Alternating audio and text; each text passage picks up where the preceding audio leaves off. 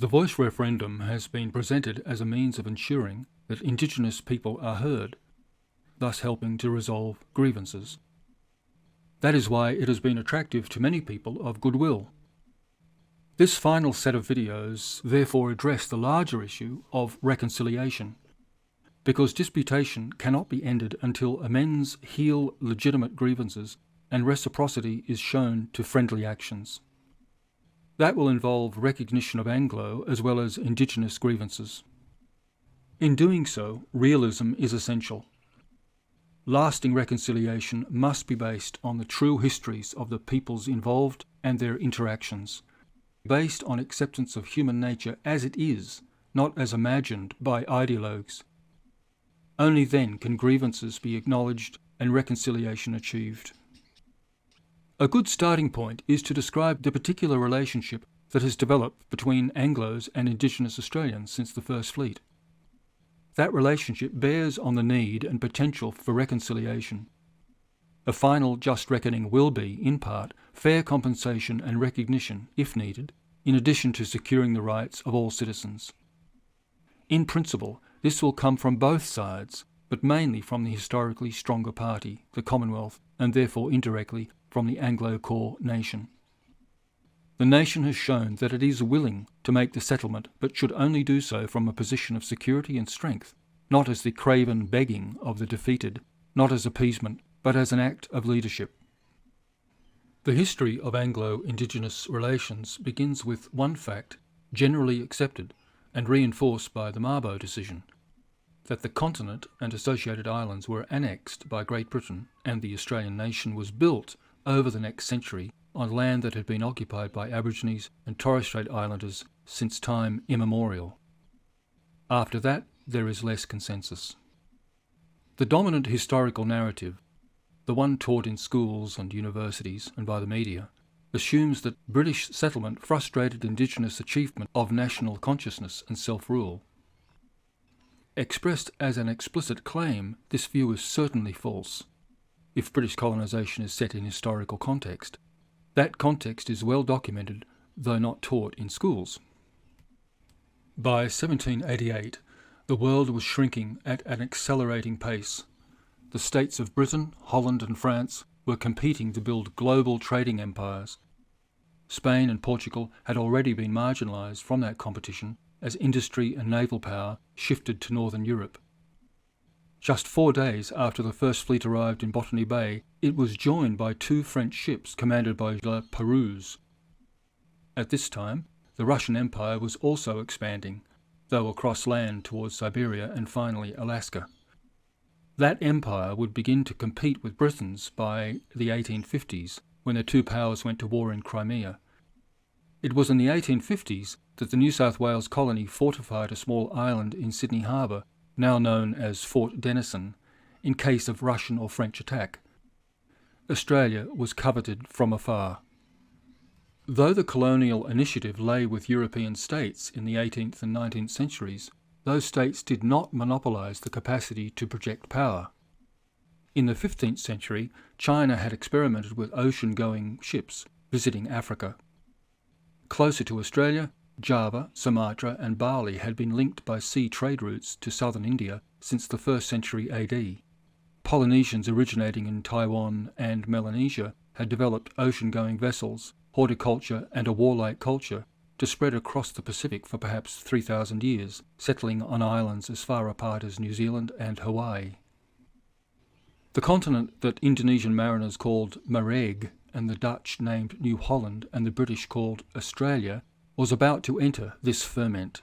It was bound to be a shocking experience due to long isolation from trade and migration routes. The small Torres Strait Islanders population arrived relatively late, but Aborigines are estimated to have been occupants for about 50 millennia. Genetic analysis indicates that the ancestors of Aboriginal Australians arrived in one migration event originating in Africa. By 31,000 years ago, Aboriginal populations became genetically isolated from the rest of the world and largely from each other. The continent would not remain a backwater for long. Its hunter-gatherer population was tiny compared to the agricultural societies to their north. Typically, agriculture and herding have been spread by migration, demic expansion, local growth in agricultural populations leading to outmigration. This was Europe's experience of being repeatedly colonised and invaded over many thousands of years. Even if Aborigines of 1788 or 1688 or even 1588 had somehow adopted agriculture and herding without being colonised, they would have needed many centuries to grow their population and technology to a level where they could defend themselves against replacement migration. It is difficult to transition from the hunter-gatherer lifestyle to farming. The transition can reduce nutrition for generations as a balanced hunter-gatherer diet is replaced by one heavy in carbohydrates. Contrary to Bruce Pascoe's popular account in his book Dark Emu, a book often taught in schools, Aborigines did not practice agriculture. That was even true in northern Queensland, where they lived close to and traded with Torres Strait Islanders for at least 2,500 years. The latter culture practiced gardening, part of their traditional Melanesian culture. More than 200 years after the first fleet brought farming to Australia, there are still few Aboriginal farmers. The federal government's analysis of the agricultural sector in 2023 fails to mention Indigenous farms, even on Aboriginal land, a telling admission by omission by our politicised bureaucracy. The lack of Aboriginal farmers is remarkable because in 2021, Indigenous Australians control 54% of Australia's landmass. Yet in that year, only 1% of the agricultural workforce identified as Indigenous. In 2011, Indigenous people formed 3% of the population in inner regional areas, 6% in outer regional areas, and 15% in remote areas. In 2021, just 5 Indigenous students graduated in agriculture across all universities and colleges. Concerned commentators report a lack of interest in agriculture among Indigenous communities. As a result of its isolation, in 1788 the continent was a power vacuum, with a small population, no state-level political organisation, and hence no unified army or navy. Though familiar with their own local territories, the approximately 500 linguistic groups did not have a concept or name for the country as a whole. Aboriginal clan-based social organisation fitted the hunter-gatherer way of life. Due to the small population, the big man tradition already practised by their cousins in Highland New Guinea had not developed, let alone the more advanced organisation structure called tribes. Aborigines were not yet on a path to modernisation. Neither did they have hereditary chiefdoms and other stages in political evolution that presaged state organisation. Without external involvement, the territory that was to become Australia would have continued to remain defenceless for the foreseeable future. The realistic question in the late 18th century was not whether Australia would be colonised, but which culture or cultures would fill the vacuum. Arguably, the Indigenous population won the jackpot when, of all the circling powers, the continent was seized by Britain, a small cluster of islands on the other side of the world. Britain was special. Few other powers were in the process of limiting their own aggression, whether by outlawing slavery or developing liberal democratic politics. And no other power, not even Britain's European competitors, offered such profound cultural capital, a vast leap up from the Stone Age toolkit. About 6,000 years before the first fleet, farming entered what would become known as the British Isles.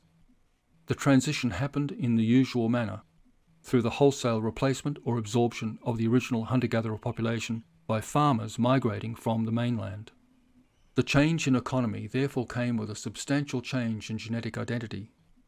Analysis of DNA in ancient skeletons shows that the farmers who migrated across the Channel were genetically different from the indigenous hunters. More than half their genes came from the Aegean Sea area. A population's adoption of agriculture reduces its equilibrium with the environment.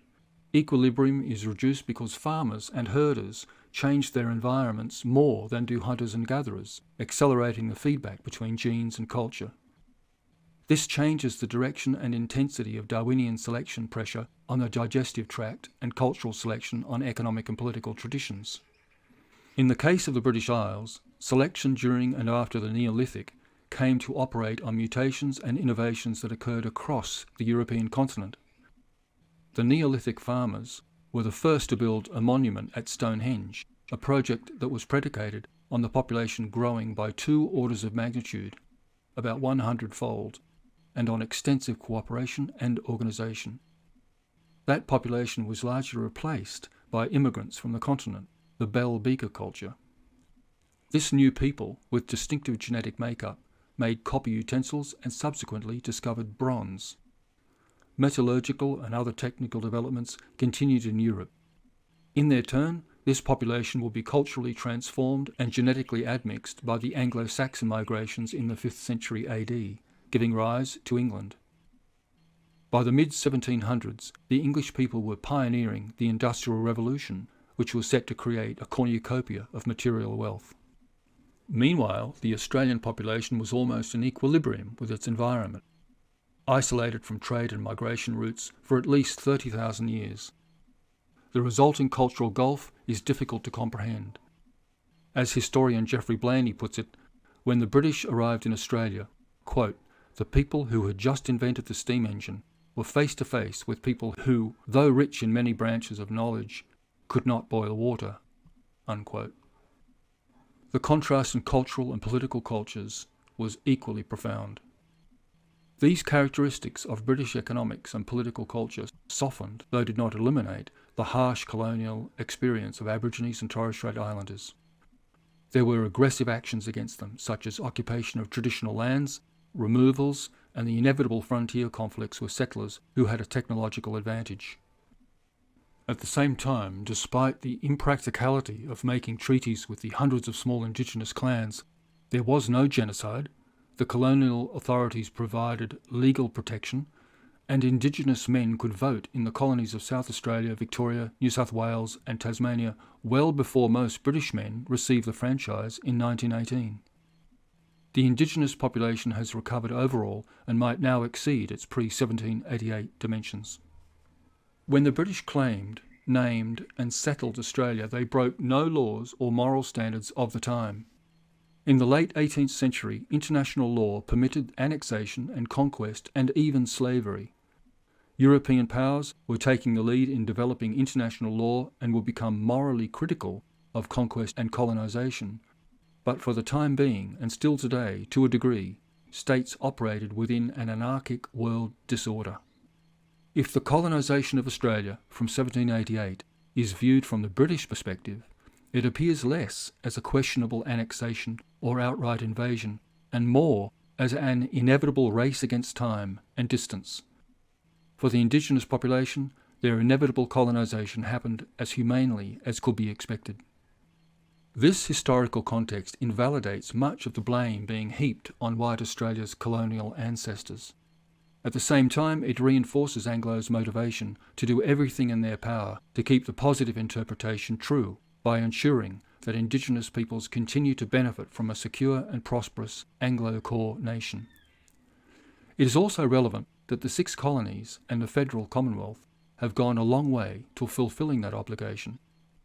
However, the commitment to treat Indigenous fellow citizens with dignity and respect does not oblige Australia to disable its system of representative government in the effort.